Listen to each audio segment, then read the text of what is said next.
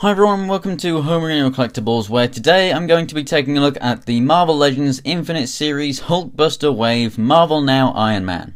Besides the superior Iron Man, this has been his most iconic armor in recent years, so I'm really excited to have it as a figure, especially on the mold that it comes on. It is one of my favorites. But before we take a closer look at the figure, let's just take a quick look at the packaging. So we have nice artwork on the side, and then on the back you can go ahead and pause it now if you want to read that small bio right there. And then here we have everyone else in the wave. So next up I will probably do War Machine, and then I will do Valkyrie. And then if you want to see any other particular figures sooner rather than later, that's from Blizzard, Vision, Doctor Strange and Thundra, let me know in the comments below and I will get to those as soon as I can for you. So let's get this thing open and take a closer look. And here is the Marvel Now Iron Man out of the packaging, and like I said, I really do love this design and I really do love this mold as well. Now there are a few flaws with this particular figure that we didn't get with the original mold, and I'll get to that in a second. But first up, basically the original figure was the Iron Man 2 Mark IV. I have the Iron Man 2 Mark 6 but not the 4, so I will show you some comparisons with that figure. But the 6 came with, apart from the interchangeable head, the same accessories, which are interchangeable hands, that the 4 came with. With this figure we don't get any additional accessories at all, so already we're actually getting less than what we originally got back then. Now technically that wasn't Marvel Legends, but it was Hasbro and it was the movie line, so it was still made by, you know, the same people and whatnot.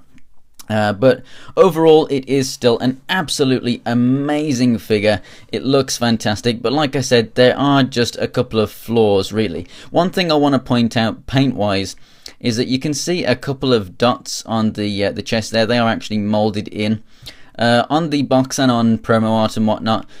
The red dots are actually painted there, and by red dots I mean dots like this, which the Marvel Now Iron Man armor has on it, a lot like the Heroic Age one, where it has lots of different little lights on there. You know, there should be a couple of dots there, kind of reminiscent of the you know, the classic Iron Man armor, and they're not there on the final product. The fact that they are molded in means that you know exactly where the paint should go. So if you just have a fine paintbrush, you can just go dot dot, and then there you go, your figure's going to look infinitely better, but it's not there. Also, the reactor, we have this kind of yellow, kind of spark look, kind of fading out. I think the fade looked a lot better on a lot of other promo images as well, but that still does look very good itself. And as you can see there in the eyes, we have yellow with the red surrounding it. It looks really awesome, and it is a very good contrast for the gold and the black. I think the red just looks absolutely fantastic. As for the gold and the black, basically, you know, everything is molded black and then you've got the gold painted over, which in a couple of places like here, you know, it could have been done a little bit better. Just a little bit better coverage would have been nice, but for the most part it is all very cool. I mean, we have the red dots down here as well and everything, and more gold down here on the feet. You know, really nice attention to detail putting it down here, which is really awesome. But then my one problem with this really is when you come to the back, it does look very bland. You do have the gold down here. Now, it would have been nice if I just bring in the Mark 6.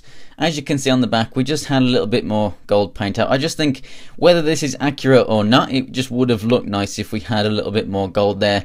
It doesn't really matter. I think this armor looks really awesome in black, but I think it would have been nice if we did get some gold on there. But if that's accurate, then, you know, I'm perfectly happy with that. Also, the numbers. The numbers printed on here were on the inside of the thigh. On here, they're at the front basically, so you kind of always see them, which can be a little bit annoying because it's on that leg. If you have him posed like I did and he's facing you that way on the shelf, you're not going to see it, which is very good. But that's another thing. If you want the, you know, him in a repulsor pose, you're going to have him that way around really, or you know, you've got to use that arm.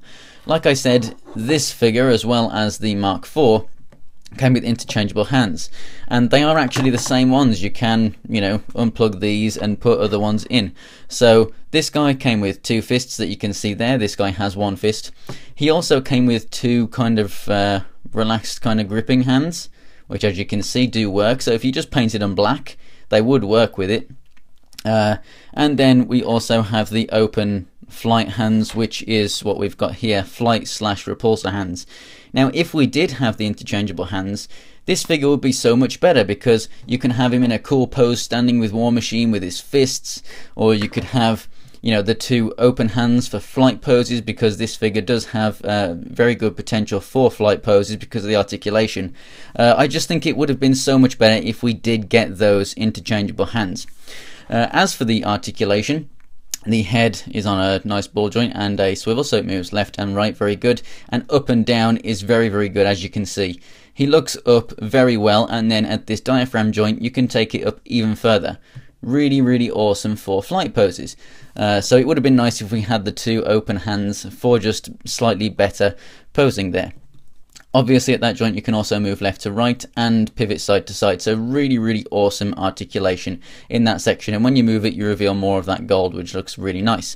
The shoulders, these just move up and down on flaps so that you can get good range of motion from the shoulder right there. We have a rotation at the upper part of the arm, a double jointed elbow, and then the wrists swivel and move in and out, enabling you to get that repulsor pose. Down here at the legs, we have really nice molding on the hips here, which doesn't really get interrupted. It kind of moves outwards like so, and then they're kind of on wide joints, so you have to move it and then, you know, swivel it like that to get it moving forward, which I don't like wide joints, but it works well and it does look good, so I don't mind them too much. They're easy to move on this figure, so it's not really hard to use. You obviously get the swivel there in the thigh, the double jointed knees, and then the feet move up, down, left, right, and you have a bit of a kind of a pivot in there. It's kind of just on that ball peg, so you don't get much because of the side flaps here that cover the sides of the feet, but you do have a little bit of ankle pivot. So as for a size comparison, here he is next to the Mark III and the Mark 43. As you can see, the Mark 43, you know, more recent Iron Man and War Machine molds have gotten a bit bigger, which is nice for a man in a suit. So, you know, it's kind of the same size as the Mark III and, for example, the Extremis and the classic Iron Man and whatnot. So it's not the best scale in the world, but it will do, and it'll look great next to other figures. For example, if I just show him next to Captain America here, you know, he stands the same height, so instead of being a little bit taller, it's the same. So it's going to look good, but it's just not as good of a scale as more, you know, recent movie figures, but it's still an absolutely fantastic figure. Like I said, it would have been nice if we'd have got the interchangeable hands, considering they are already out there. You know, the molds, yeah, they've reused this mold. Why didn't they just reuse the other parts? Considering that nowadays we do actually often get extra hands and heads and whatnot. So would have been nice. We didn't get it. Never mind. I definitely wouldn't say it's a hit or miss figure because of that. If you enjoy this suit in the comics, or if you even just enjoy this movie mold like I do, you really will love this figure. I just think it could have been that little bit better if we had those extra accessories. But for the most part, like I said, you should definitely go ahead and get this, especially as it's part of the Hulkbuster wave. I mean, who doesn't want a Hulkbuster on their shelf? So if you enjoyed the video, give it a like, and if you want to see more pictures of this figure, pictures of other figures from this wave, and anything else from my collection, go ahead and follow me on Instagram and Twitter. It's Homerino123 for both, and links are in the description below. And to check out more Marvel Legends reviews coming up soon, go ahead and subscribe. So thanks for watching, guys, and I'll see you next time.